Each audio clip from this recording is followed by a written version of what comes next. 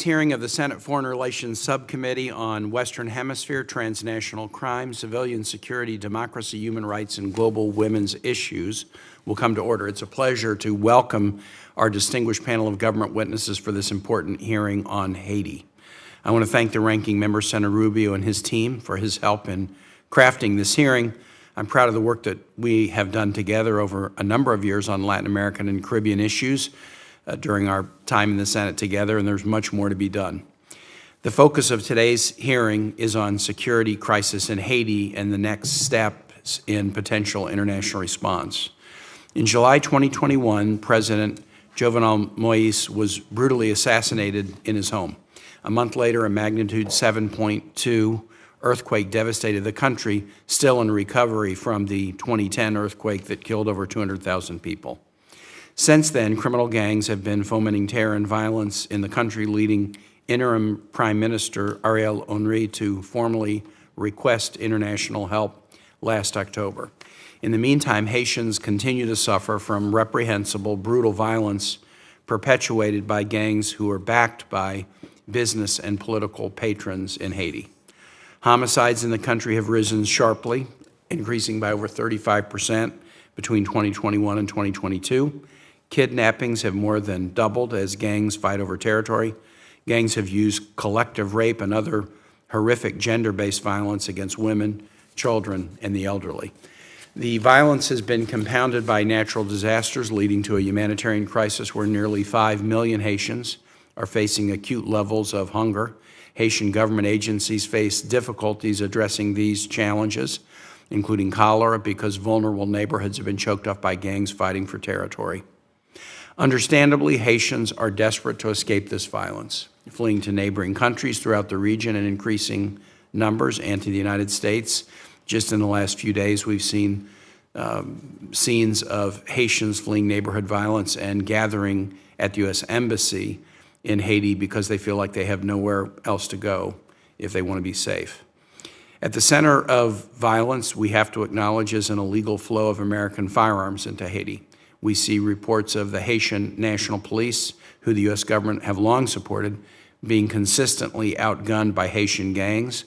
Federal law enforcement agencies have described the recovery of sophisticated weapons destined for Haitian ports, 50 caliber sniper rifles, belt-fed machine guns. Tragically, it's no surprise that the number of Haitian police officers being killed has only increased since 2019. We have to acknowledge that firearms trafficking is a problem not just in Haiti, but in other parts of the Caribbean, Mexico, and throughout the hemisphere. It's no coincidence that countries in the region have some of the highest rates of homicide in the world. The violence unleashed by firearms trafficked out of the U.S. destabilizes the Western Hemisphere, and it also increases the pressure for irregular migration. I'm pleased to see that the Biden administration named the creation of a coordinator for Caribbean firearms prosecutions within the Department of Justice in June. And in the Senate, Senator Rubio and I have introduced the Caribbean Basin Security Initiative Authorization Act. We're also both co-sponsors of Chairman Menendez's Haitian Criminal Collusion and Transparency Act. These pieces of legislation would help strengthen regional security cooperation in the Caribbean and sanction political and business elites who empower gangs in Haiti. But for those interventions to work, security needs to be reestablished first alongside a Haitian-led solution of the political crisis. As recently as this month, UN Secretary General Antonio Guterres reiterated his call for a robust international security presence in Haiti. I'm interested in hearing from our witnesses from both the Department of State and USAID on its latest discussions with international and multilateral stakeholders on this front. I'm also interested in hearing about the U.S. efforts to support Haitian people through humanitarian aid. Let me now turn it over to my ranking member, Senator Rubio, for his remarks, following which I'll introduce our panel. Thank you, Mr. Chairman, for convening this, and thank you both for coming. Haiti right now is a complete disaster. I mean, this is as bad as it's ever been, and I followed it, not just because South Florida, where I live, is an enormous Haitian-American community, 650 miles from Miami. It's everything that happens there is both heartbreaking and at the same time has a direct impact on the state of Florida and ultimately on the country. I think it's about as bad a situation as any on the planet. It doesn't get the attention I believe it deserves, but I know a few places on earth right now that are confronting the challenges that they're facing. And despite Haiti's long history of problems and challenges, this is probably, I could be corrected, but this is probably as bad as it's been in a long time. 60% of the country is controlled by gangs. When the most powerful person in your country is nicknamed barbecue, that's not a good thing, okay? And it's 60% of the country is controlled by gangs led by people like that guy. 75% of its major cities controlled by gangs. I think it was last year that they seized the Varo port and denied people couldn't get water, they couldn't get fuel, they couldn't get medicine, they couldn't get, just unbelievable that would happen. They haven't had an election since 2017. There isn't a single democratically elected leader in the entire country. And then you think about the impact it's had on migration. I think in 2023 alone, the Coast Guard just this year has intercepted 7,400 people, and those are the ones that lived long enough to be intercepted. We don't know how many people have died in that path, but we know many have. And that doesn't count those who are stranded in the Bahamas and other places as well. Since 2020, 146,000 migrant encounters, albeit some obviously coming from third countries where maybe they were working construction, the work dried up, and then they made their journey here as well, but also a very dangerous voyage. So, and look, the talk has been about an international force. The truth of the matter is the last one that was there didn't end very well. They brought cholera. They were accused of abuses against the population, including sexual abuse. So I understand the reluctance of countries from around the world in getting engaged in this endeavor. Frankly, we spent a lot of time thinking about, we filed our bills together. We have the Haitian Criminal Collusion Transparency Act that Senator Menendez and I have filed. Senator Warnock and I introduced the Haitian Economic Lift Program Extension Act to ensure that the trade benefits are extended to 2035. But I don't want to pretend that I have an answer in my back pocket here over how to solve this problem. This is a really difficult Rubik's Cube to line up. There was a lot of problems going on. Some are historic and longstanding, some are more recent. There's the whole structure of their government. It's not on us to structure their government, but they tried to marry up this French and American system and ended up with a system of government constitutionally that I think is flawed by design and has contributed somewhat to some of this. Security is something everybody agrees you have to have before anything else is possible, but you got a significant percentage of the national police are applicants currently waiting for the parole program that the Biden administration has created. That's never a good sign when the people that are supposed to be doing that believe their best option is to leave the country. So I think as much as anything else in today's hearing, and I know it's an unfair question in many cases, but asking what is the Biden administration's plan or view of what the solution here is? I know there's been some efforts at the UN Security Council and so forth, because frankly, I'm at a loss for understanding this is not a blame assignment. This is sort of a testament to the intricacy of this problem, how difficult it is. What's the way forward? Because it is having an impact on the United States. This is not halfway around the world. This, as I said, is not far from Florida and the southeast United States. So I appreciate you coming in to answer this very difficult question. At least begin to get a sense of what the outlines are of what the way forward is and what we can do, what the United States can do to be a part of a solution, some ray of hope, and what otherwise continues to be an escalating disaster. As a side note, I just did want to mention, both to the witnesses and to the chair, that the Appropriations Committee's meeting, we have 4 votes today. They don't let you vote by proxy for the bills, so you may see me run out. Luckily, it's in the same building. That's the good news. The bad news is at 10:45, but as soon as I'm done with those votes, I'll get back here if we're still in session. Thank you for coming, and thank you for holding this. Thank you, Senator Rubio. Let me now introduce our witnesses. Brian Nichols is the Assistant Secretary for the Bureau of Western Hemisphere Affairs at the State Department, previously served as U.S. Ambassador to Zimbabwe and before that Ambassador to Peru, and previously was the Principal Deputy Assistant Secretary for the Bureau of International Narcotics and Law Enforcement Affairs, also served as our DCM in Colombia. In May, President Biden nominated Secretary Nichols to the rank of Career Ambassador, which is the highest rank in the Foreign Service. Marcela Escobari is the Assistant Administrator for the Bureau of Latin America and the Caribbean at the U.S. Agency for International Development. Ms. Escobar previously served in this role in 2016, during which time she helped reinforce U.S. support for Peace Colombia, mobilized humanitarian response to the disaster, to the response plan to Hurricane Matthew in Haiti, and also supported efforts to deliver humanitarian aid in Venezuela. Prior to her government service, Ms. Escobar was a senior fellow at the Brookings Institution and executive director of the Center for International Development at Harvard University. It's great to have you both with us today. I would like now for each of you to offer your opening statements, beginning with Secretary Nichols. Before you start, the Assistant Secretary Todd Robinson was invited to join us today but was unable to talk about some of the security dimensions of this challenge. He has, however, submitted a written statement that I will include as part of the record. And with that, Secretary Nichols, we'll begin with you.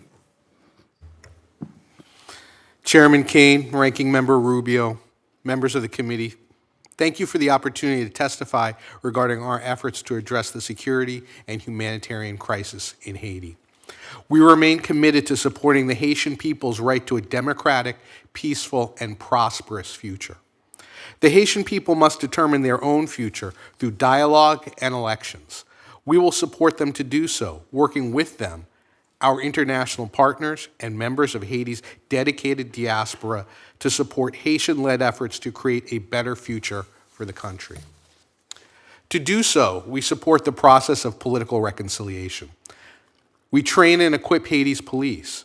We also have significantly increased our efforts to implement financial and visa restrictions to promote accountability for those who seek to destabilize the country. We provide development and humanitarian assistance. We encourage private sector-led growth, and we seek to mobilize international security assistance for Haiti. Haiti remains a top priority for President Biden, for Secretary Blinken, and for me. My colleagues from across the interagency and I have visited Port-au-Prince numerous times. We are in daily contact with Haitian stakeholders and the diaspora in the United States, as well as the region. Gang activity, including targeted sexual violence, recruitment of minors, widespread kidnappings, and sniper-style killings of neighborhood residents plagues the Haitian people. Gangs also hamper the Haitian government's ability to deliver public services and combat poverty.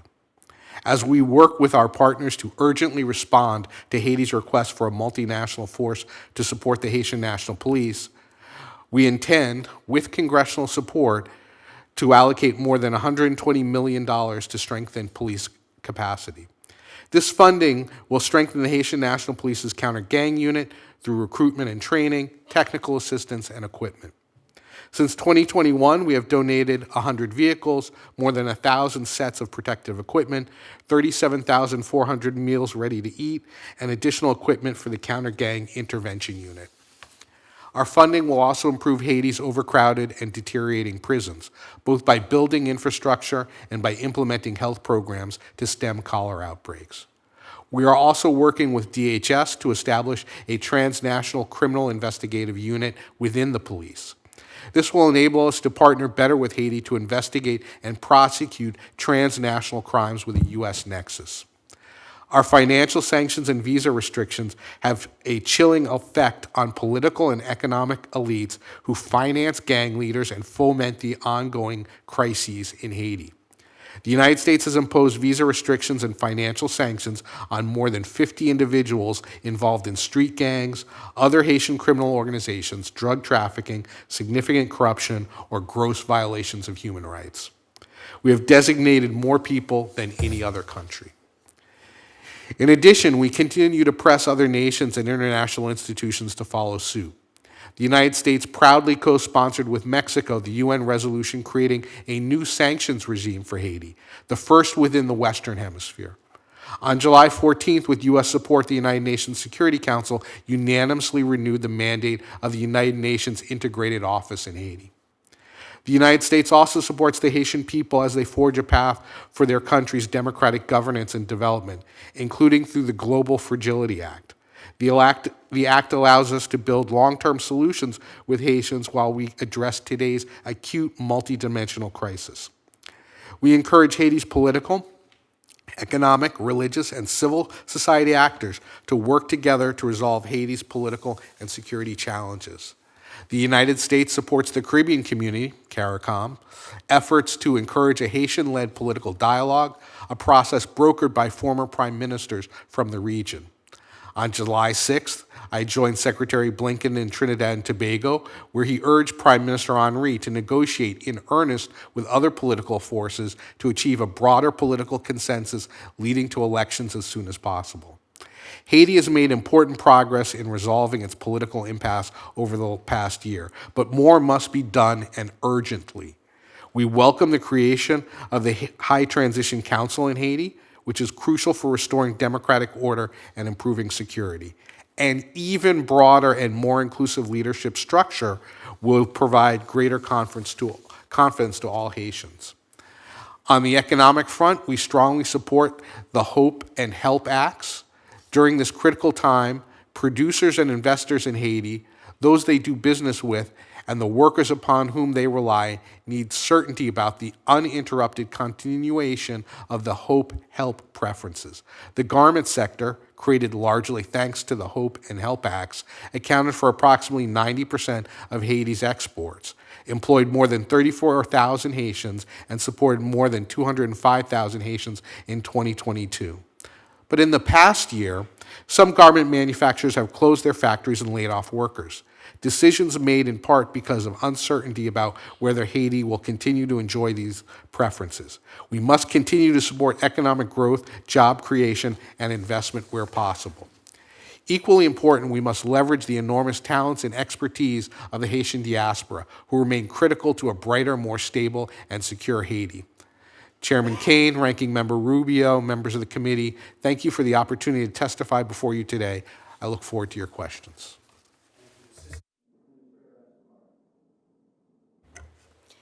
Chairman Kane, Ranking Member Rubio, thank you for the opportunity to testify about USAID's work in Haiti. When I went to Haiti earlier this year, I saw, as many of you have, the situation on the ground. Gang violence is leaving Haitians vulnerable to horrific crimes. The staff at our mission live with that reality day to day, especially our courageous Foreign Service nationals, who have in some cases been displaced from their homes or even been victims of kidnapping. But our staff has kept going because they know that our work is making a critical difference in the lives of the Haitian people. Our budget of more than $150 million a year supports economic, health, and governance work that we have adapted to the security situation. We have also amped up our humanitarian response. USAID has provided an additional $112 million just in FY23 to respond to acute needs. We are providing clean water, food, and medical supplies. We responded quickly to the cholera outbreak and are supporting survivors of gender-based violence. We are reaching hundreds of thousands of people a month with food assistance and have helped bring nearly 20,000 people out of famine-like conditions in Port-au-Prince. But we also continue building the foundations for long-term stability in Haiti. Over the last 10 years, USAID's investments in food security have helped over 100,000 farmers adopt new technologies, generating nearly $30 million in new sales and supplying local markets. We've invested in promising Haitian companies who now sell products like peanut butter, moringa, and limes to stores across the US and Canada. These investments have meant new jobs and growing incomes. USAID has also made strides in fortifying the country's water system, which are foundational for progress in every other sector, from health to economic growth.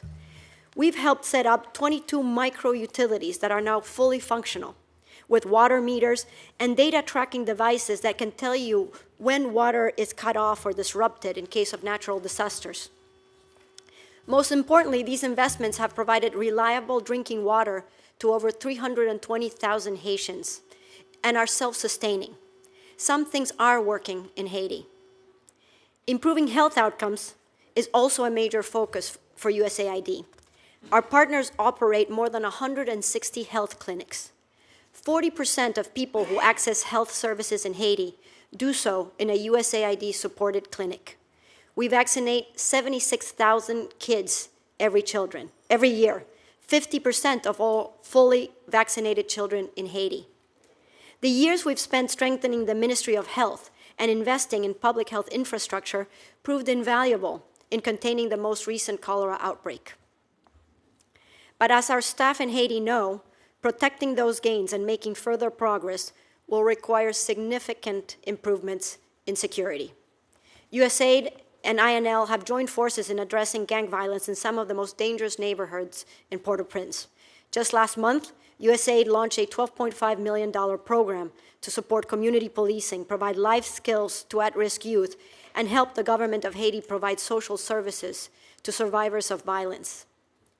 We recognize that we can and should continue to protect livelihoods. Joblessness puts families further at risk and contributes to insecurity. Vice President Harris has signaled the administration's strong support for the extension of Hope Help trade preferences. This certainty will keep jobs in Haiti and preserve and even grow the labor-intensive textile sector. Business is still possible in Haiti. Just last month, we helped broker a $4.5 million equity investment between two Haitian companies to expand a unique leasing model for solar energy. So despite the challenges, USAID programs are not only responding to acute needs, but also contributing to long-term stability. And that includes supporting institutions, including those that will lead to elections that Haitian people can trust. And to make sure that Haitians can participate, we are helping distribute more than 2 million national identity cards that Haitians can use to access services like banking services, but also to be able to vote. And so, thanks to our team in Port-au-Prince, our partners on the ground, and the generosity of this Congress, we believe that not all is lost in Haiti. But there is more left to lose, and more will be lost if we do not continue to back these critical efforts. So thank you, and I look forward to your questions. Thank you, Assistant Administrator Escobar. We'll begin a round of questions.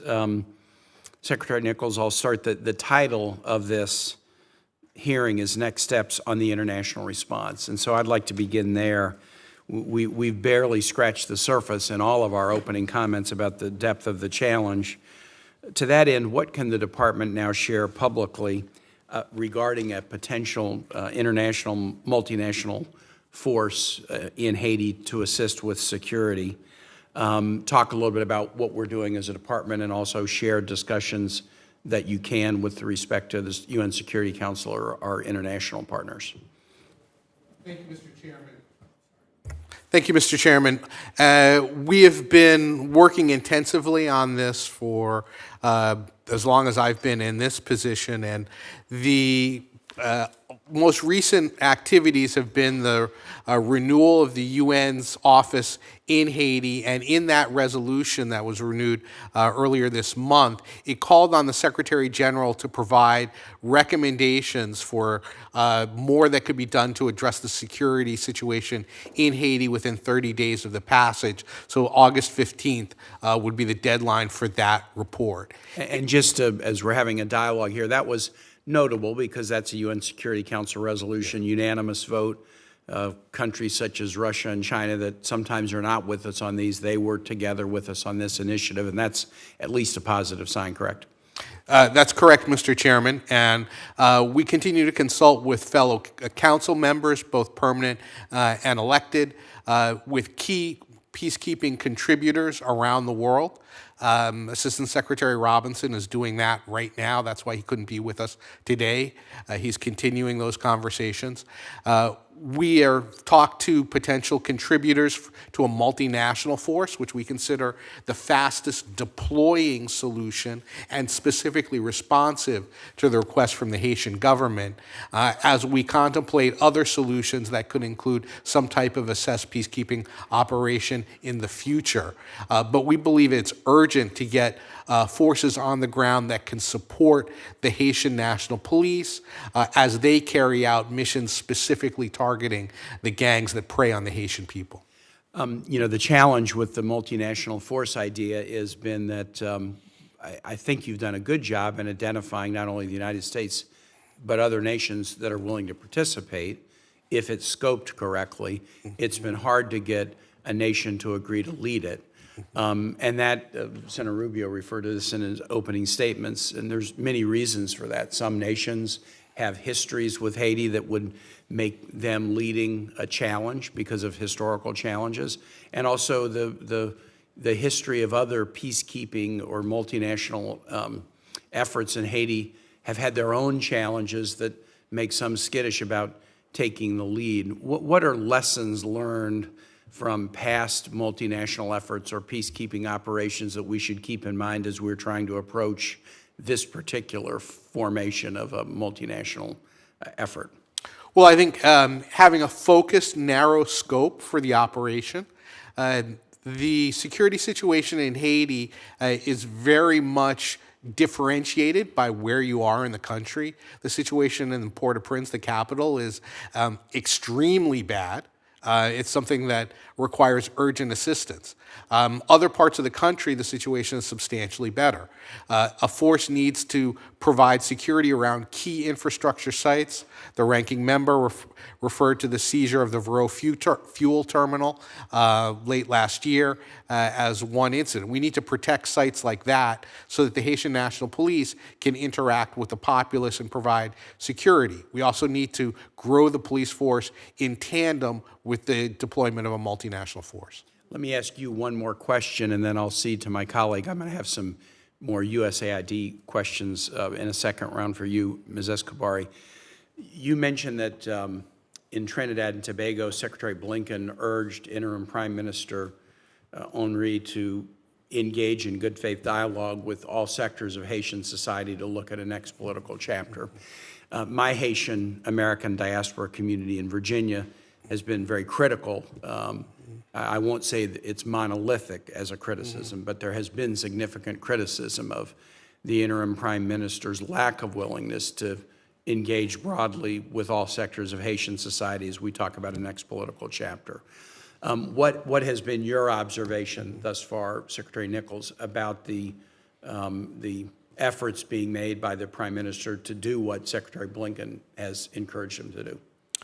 Thank you, Mr. Chairman. The Prime Minister traveled to Jamaica, met under CARICOM auspices, met with a diverse section of political and social stakeholders from Haiti in off-site conversations.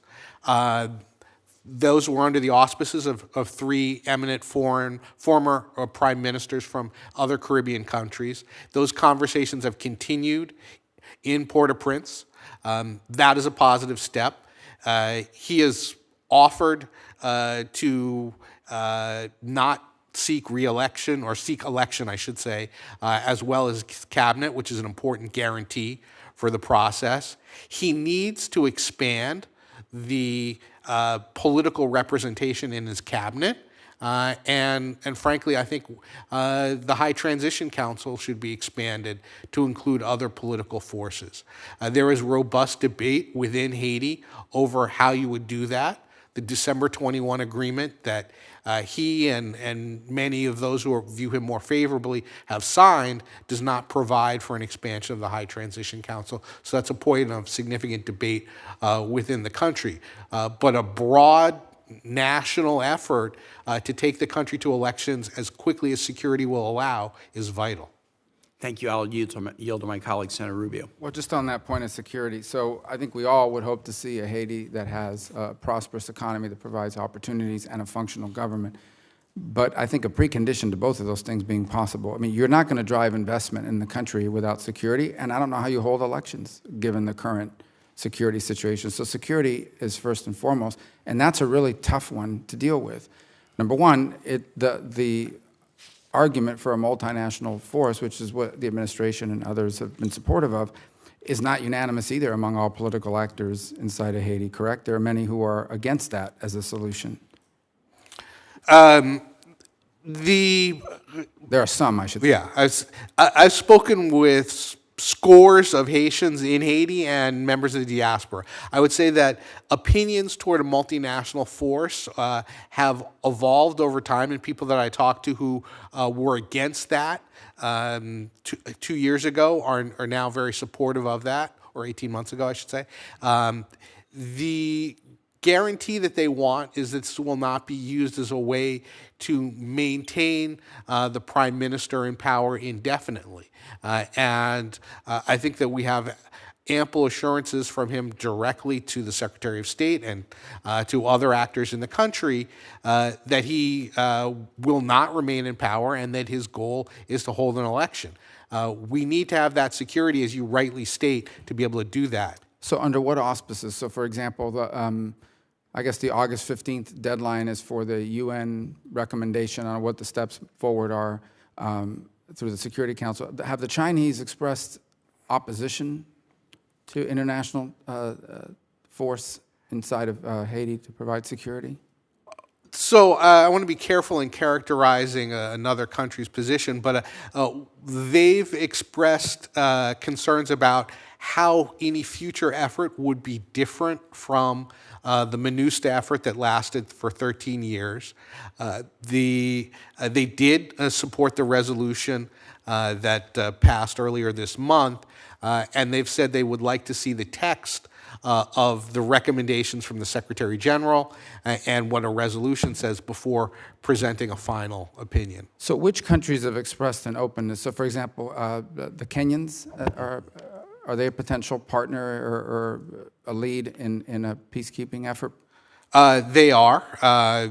Secretary Robinson has just departed from Nairobi, and we've talked to them. They are one of the leading contributors to UN peacekeeping and multinational operations around the world. But we've talked to many other countries as well. One of the things I think it's important to focus on is that while we may be asking a specific country to be the lead, we envision this as a multinational force with members from this hemisphere, from developed and developing countries, with different levels of skill sets that they would bring to bear to the problem. Yeah, I guess the reason why I ask about that is just it's historically the UN, the US, Canada, others have come under criticism in the past for these efforts for a lot of reasons, the 13 years or whatever may have happened during that time. Other incidents that happened during those interventions for peacekeeping purposes. So I think that's made it more difficult to get the Canadians or the French or anybody to be excited about this. And so I'm glad to hear that some countries have expressed. What about in the Caribbean? So CARICOM member states have stated publicly their willingness to participate in a multinational force. Jamaica, Trinidad and Tobago, the Bahamas have all publicly said that they would be willing to participate.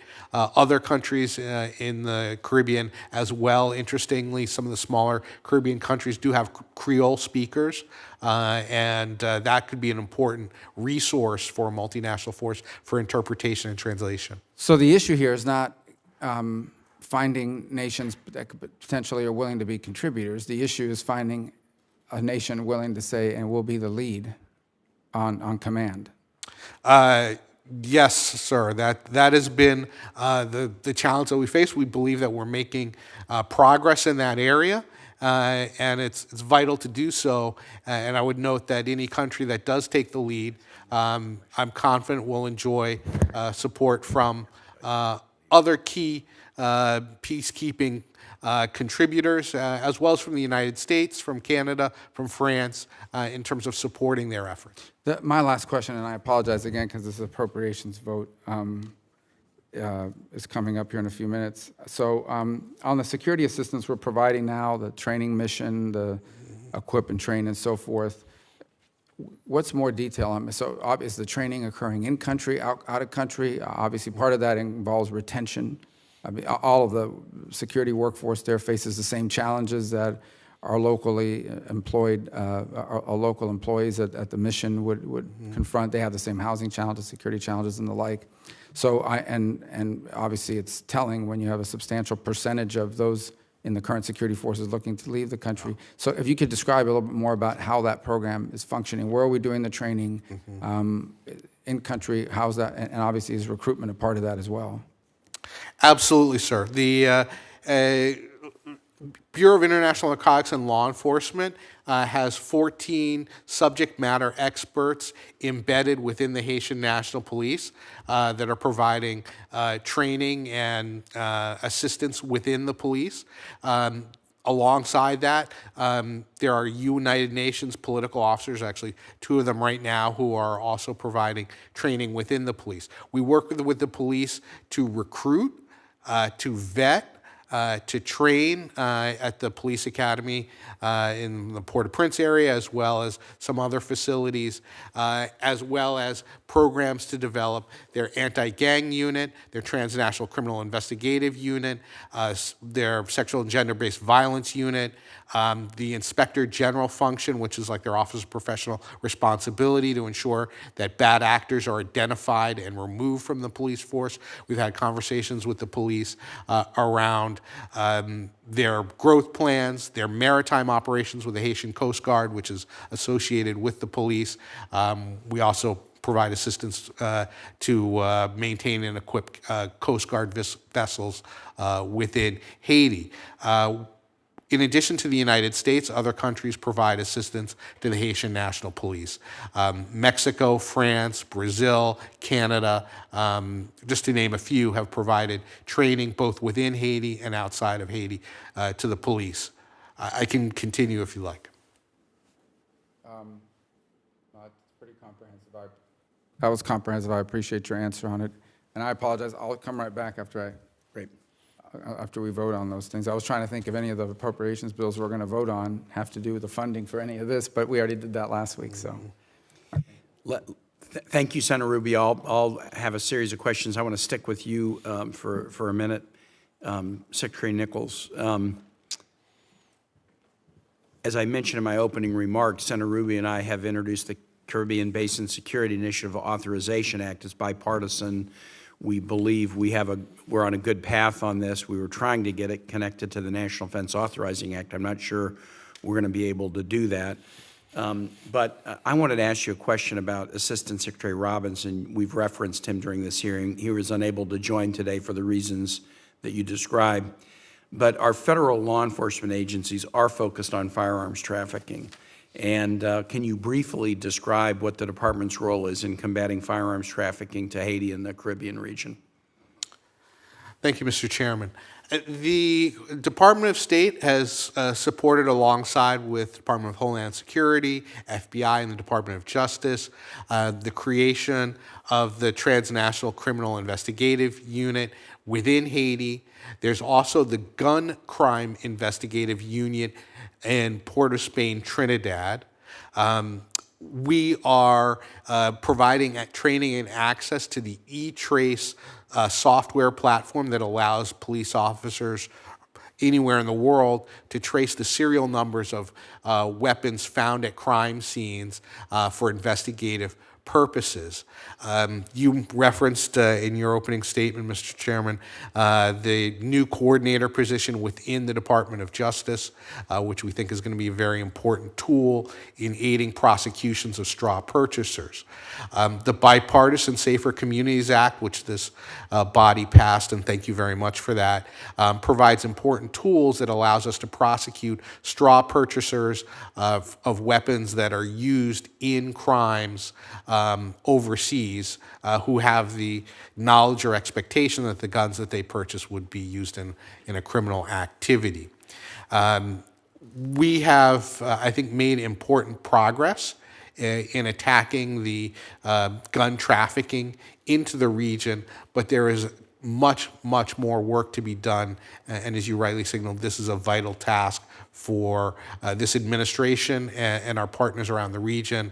And I know, sir, that you've personally heard this from our partners during your trips and participation in the Summit of the Americas. Again and again, I've heard this all throughout the region.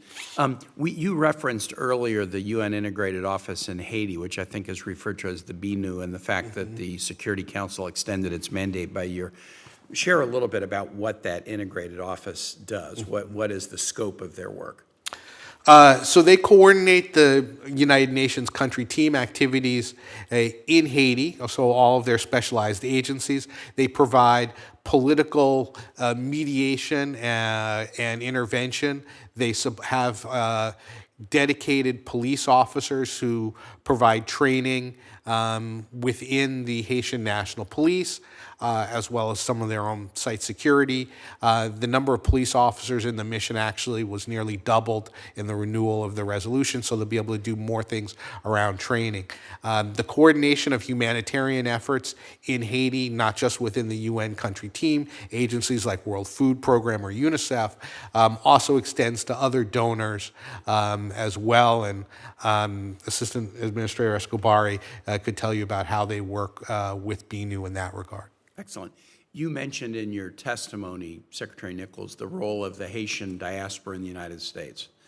And I think that's an intriguing reference, that there's a significant diaspora in the DMV, in this region. Senator Rubio talked about the diaspora, very significant in South Florida. Talk a little bit about how you see the role of the Haitian diaspora, Haitian Americans, in assisting a transition to a better chapter in the life of the country. The Haitian diaspora, whom I've met with them in Miami, I've met with them here in this area, I've met with them in New York, virtual meetings with people around the country. They are an incredibly talented group, as you well know, business leaders, doctors, lawyers, dentists, and they want to help Haiti. They have economic resources, they have professional skills. Historically, we've worked with Haitian American police officers to support the Haitian National Police in the past.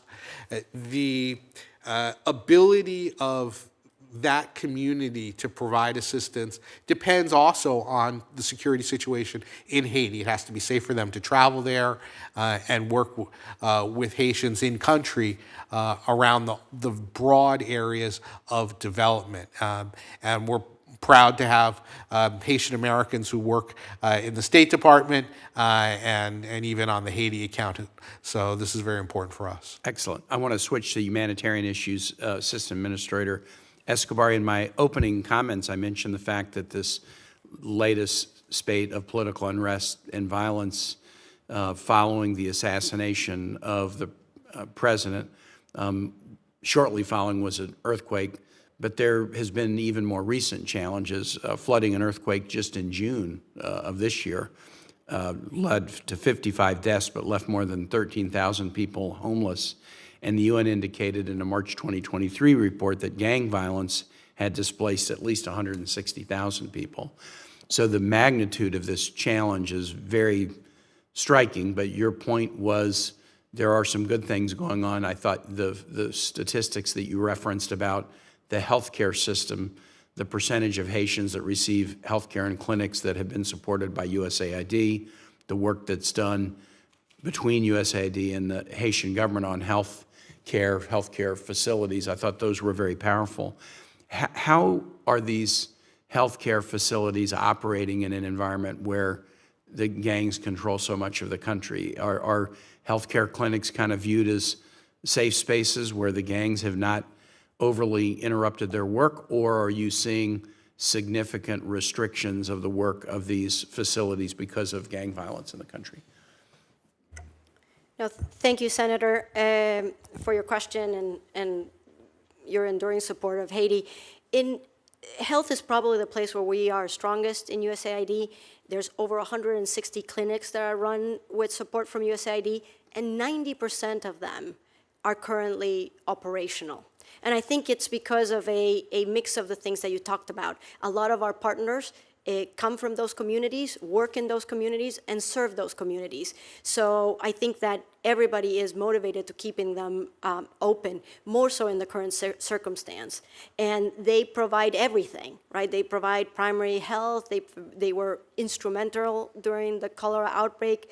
They are the first point of contact on response to gender-based violence. So they are really integral to these communities and have remained open even in the worst moments.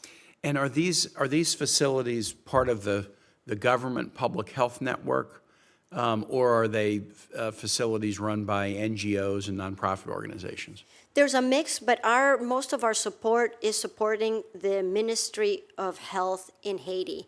And this has been, investments for the last 10 years to not only build the capacity of the ministry and build that public health infrastructure, those norms for people to know how to respond to cholera. And really all of that investment has come to fruition in these institutions that were able to respond, and the government was able to respond during the recent cholera outbreak in October, and really keep deaths at the WHO, 1% fatality. 800 people have died of cholera in that recent outbreak.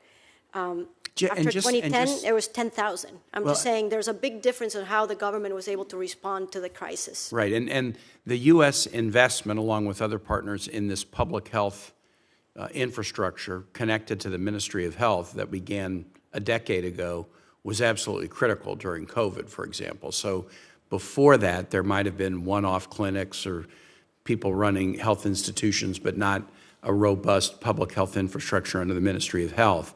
The creation of that architecture has helped with cholera, helps with the pandemic, HIV. helps under the HIV, helps under the current situation. But describe a little bit, because I think it's hard to wrap our head around the fact there is not a functioning democratic government in this sense. There is no elected official in Haiti right now who has a mandate. There have not been elections that have led to people serving terms pursuant to a mandate. So how does a Ministry of Health maintain itself? I mean, how does it fund the clinics? How does it provide security to the clinics so that gang violence doesn't interrupt it? Describe that a little bit. Look, USAID works in very complicated places. We work in South Sudan, we work in war zones in Ukraine, and we have learned to work with the partners that we have. And in Haiti, and many times we work at the level of the community, and we work with the institutions and the civil servants that exist, and with partners that want to work with us. And we have found that, and I've met with the Minister of Health when I was there in January. They are partners in the provision of healthcare, in responding to the emergencies, and we have found partners like that in other institutions. And when we find those partners, we double down on strengthening them, irrespective of sometimes of the instability at the national level.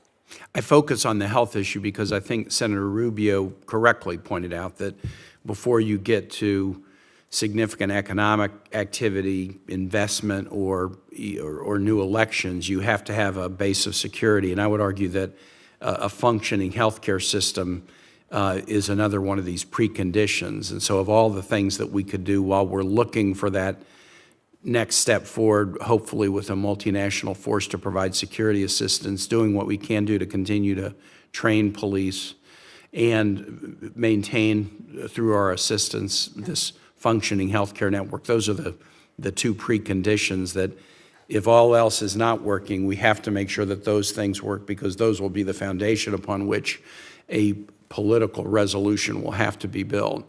So I encourage USAID in that efforts, and I think you're right that of all the work that USAID does in Haiti and maybe many other countries, the healthcare work is probably the foundational work that's the most important. Let me ask you this. The GAO released a report in March that recommended that USAID and state improve the management and assessment of reconstruction activities. It looked at USAID's post-2010 earthquake investments and found that despite efforts of USAID to increase partnership with local entities to manage funding, and that is a capacity building as well as a service delivering value, the U.S.-based partners implemented the majority of the USAID reconstruction activities rather than local partners, and received most of the funding obligated between 2010 and 2020. What might we do in reconstruction activities? Now we're talking outside the healthcare space, other kinds of civil society reconstruction activities. What might we do to increase localization efforts as a way of both delivering services and building capacity? Thank you, Senator. And as you know, renewing our commitment to localization is part of our priority throughout the agency. Right, Ambassador Power has stated that we should be doing 25%, at a minimum of 25% of assistance going through local partners by 2024 throughout the USAID portfolio. And she often says that even 25% seems, low when we think that our major mission is to really create capacity in the places that we work on. So that is important for the agency, and it's still important and a priority for Haiti, even though we do have to acknowledge that localization involves more staff, more people, more money, which is challenging. All of those are challenging in Haiti. But despite those challenges, actually, Haiti had made a huge improvement just last year in doubling the percentage of funding that went to local partners from 10% to 22% from FY21 to 22. And we have established a new partner engagement unit within our mission to be able to work with civil society and really not only help them do their functions, but also work with them to help them work with us. We know we're sometimes an onerous organization because we have to account for every dollar of taxpayers, and we do so, but we're working to train those organizations to work with us, and we are making progress. Let me explore just one example during your opening testimony. I'm curious as to how this is being localized. You talked about USAID investments in micro-utilities for clean water access and possibly other utility service for hundreds of thousands of Haitians, and you used the phrase in your testimony that these investments were self-sustaining. Are these utility investments being done with local partners? Well, these are run by communities. This is what, what we want to bring is institutionality, that these utilities can not only provide services, but that people are willing to pay for them. And that's what we have seen in these micro utilities, is that, they're not only functioning, providing drinking water, but they have a water meter. They have the capacity for people to pay online. So they have gone from really receiving nothing and being bankrupt to 3 of them, I think, have received over $70,000 in revenue. So they're self-sustaining, and same with sanitation and water management, which is really making a difference.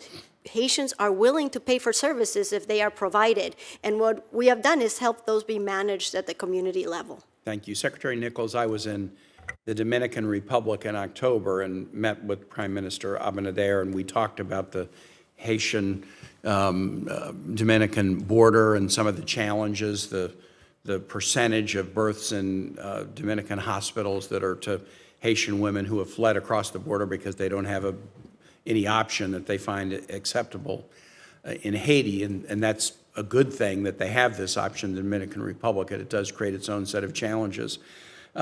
Talk to me a little bit about the Haiti-Dominican Republic relationship.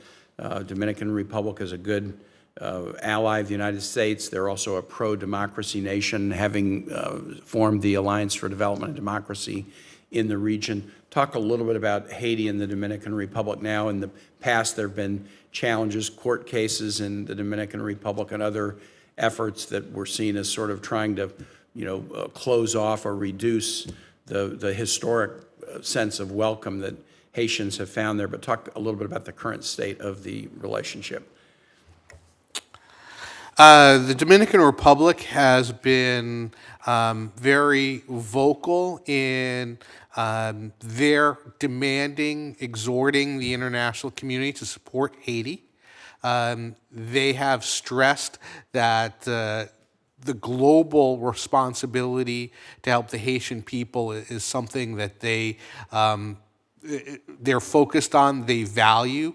The Dominican Republic hosts thousands and thousands of Haitians, as well as many hundreds, thousands more people who have historic or ethnic roots to Haiti. They have provided training and assistance to the Haitian government over time. President Abinader, Foreign Minister Alvarez, in our conversations with them, repeatedly stressed the importance of providing assistance to Haiti.